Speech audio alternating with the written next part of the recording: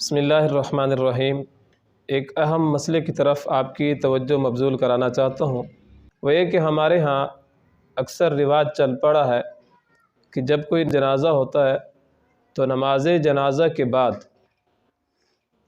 جب قبر پہ دعا مانگی جاتی ہے تو قبر پہ دعا مانگنے کے بعد پھر اجتماعی طور پر ایک اور دعا مانگی جاتی ہے، اور وہ جنازہ گاہ کی کسی قریبی مسجد میں اکٹھے ہو کر پھر دعا مانگی جاتی ہے، جو کہ کسی حدیث سے ثابت نہیں ہے۔ اگر اس کو تعزیت کا نام دیا جائے کہ جو احباب جنازے کے لیے تشریف لائے ہیں وہ تعزیت کر لیں گے اور بعد میں ان کو اجازت ہوگی، بعد میں تشریف نہیں لائیں گے، تو اس طرح بھی نہیں ہے۔ یعنی جو جنازے کے اندر شریک ہو جاتے ہیں، تدفین کے بعد دعا بھی مانگ لیتے ہیں قبر پہ، تو پھر اجازت دے دینی چاہیے۔ پھر اس کے بعد کیا ضرورت ہے کہ اس کے بعد پھر ایک اجتماعی طور پر پھر لوگوں کو اکٹھا کیا جائے، فلاں مسجد میں جاؤ اور وہاں پہ جا کر اجتماعی دعا مانگیں گے اور پھر اجازت دے دیں گے۔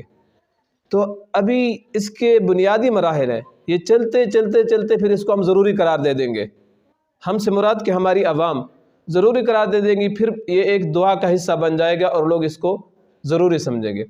حدیث شریف کے اندر آتا ہے کہ جو بندہ کسی مسلمان کے جنازے پہ جائے اور جنازے پہ اس کا جنازہ ادا کرنے کے بعد واپس چلا آئے تو اس کو ایک قرات کا ثواب ملتا ہے، یعنی احد پہاڑ کے برابر ثواب ملتا ہے۔ اور اگر جنازے کے بعد کھڑا رہا، تدفین کے بعد جو قبر پہ دعا مانگی جاتی ہے وہی دعا مانگی اور اس کے بعد واپس آئے تو 2 قرات کا ثواب ملتا ہے، یعنی 2 احد پہاڑوں کے برابر اس کو ثواب ملتا ہے۔ لیکن تیسری دعا کا ذکر